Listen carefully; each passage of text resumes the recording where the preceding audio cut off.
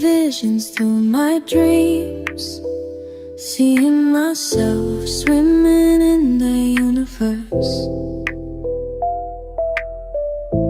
My ancestors gave me gifts to read cards, predict and heal. My name is Daphne, but spirit calls me Babylon. Angels communicate through numbers. Intuition is so deep. The gift I fully embrace within.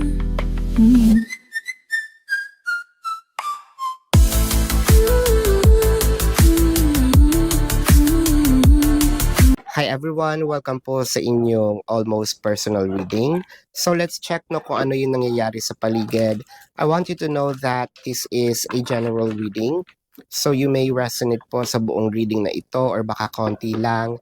Take what's only yours. I also want you to know that this is a timeless reading. So believe in the divine timing. Kung kailan nyo po ito nakita, the message is meant to find you.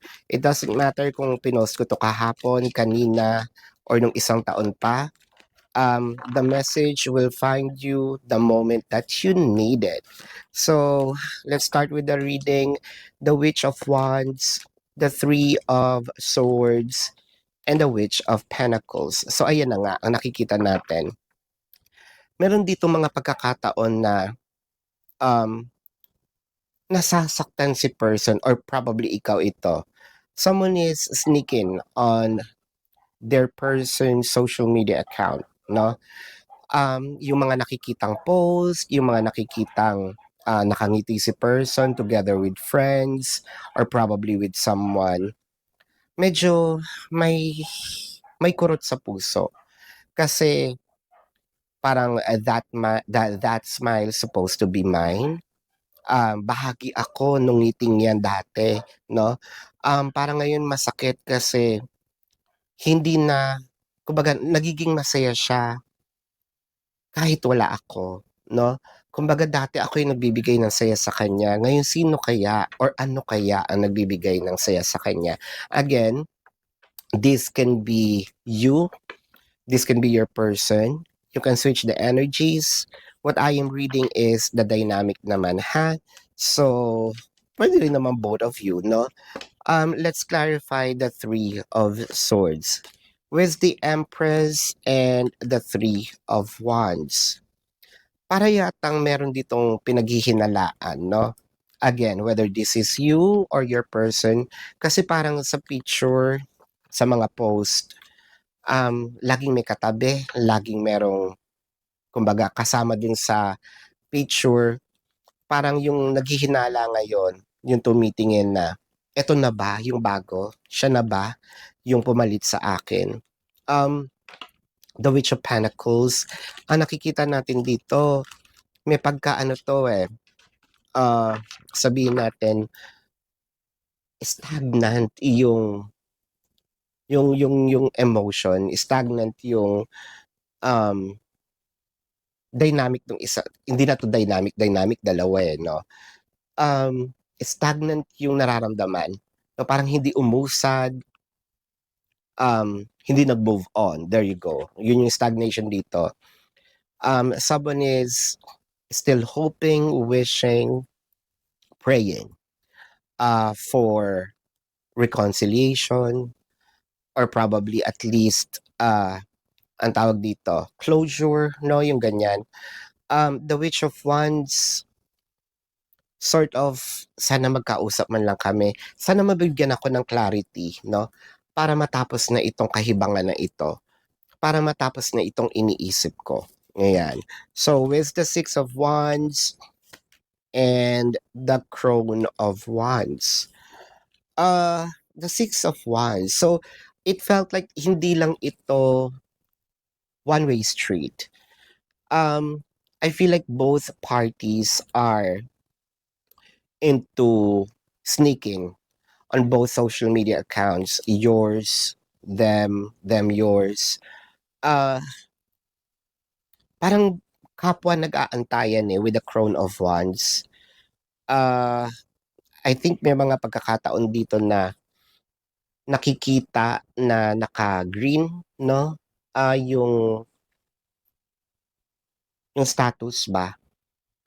But then again kumbaga walang response, wala man lang nag-aantay, 'no, kasi 'pag binuksan mo yung chat box, 'di ba may tatlong dot dun sa ilalim, parang sometimes may nakikita pero hindi nagpu-push through yung message. The Eight of Wands, the Hanged One. Siguro may nagtatanong dito, magkakaroon pa ba kami ng communication? Magkakaroon pa ba kami ng pagkakataon, 'no, magkaroon ng clarity, sa aming dalawa? Kasi with the Hanged One, I may not be complaining with my status right now kasi somewhat I accepted the fact na nandito kami sa sitwasyon na ganito. Although I am hoping na magkaroon ng improvement, but I am not praying na mas lumala pa yung situation. So, parang ang expectation dito is magkakaroon pa ba kami ng communication? The Wheel of Fortune, the Seven of Cups, and the Ace of Wands. I feel like meron pang pagkakataon. Kaso ang mangyayari dito, it's not direct communication. Pakiwari ko may magsasabi dito na pwede natin sabihin kaibigan nyo, pinapasabi ni ganito, or ikaw papasabi mo sa kaibigan niya, no? Or sa kaibigan nyo, mutual friends. The Hanged One with the Ace of Pentacles and the Ten of Swords. Gustong bawiin, gustong magkaroon ng reconciliation. Reconciliation is about to happen with the Wheel of Fortune. Bigla-biglaan na lang 'tong mangyayari, no? Sometimes meron tayong mga bagay na akala natin tapos na because nothing is moving, talagang sobrang stagnant, o walang nangyayari. With the Seven of Cups, maraming paraan ang pwedeng gawin to have a reconciliation, not just with this person but also rekindle, no, the relationship. One of pinaka-effective dito is gumamit ng bridge. Dito sa situation na 'to, gumamit ng bridge. Bridge is, it can be a friend, it can be kamag-anak, 'no, either kamag-anak niya na friend mo or kamag-anak mo na friend niya. Kung sino man yung nakakarinig nito. Kasi with the Seven of Cups, there's actually a lot of options for you to choose from. And I feel like magkakaroon dito ng makeup sex, magkakaroon dito ng, yun daw kasi ang masarap, ano, after a long time, nandun yung gigil, nandun yung pagka-miss sa isa't isa, lalabas yung galit, yung inis. Pero at the end of the day, parang okay, nailabas na natin, nairaos na natin. Not just because of the sexual act, but because of that hidden emotion, no, that we might not be able to verbalize, but through actions, no, naipadama natin. Sometimes kasi 'di ba pag makeup sex, minsan kinakagat pa yung labi, kinakalmot sa likod.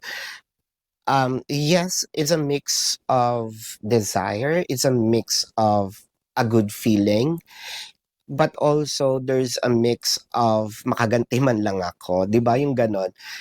You don't know what is happening through the act, or probably but it's not just about the love. It's about, "I'm missing you, how dare you?"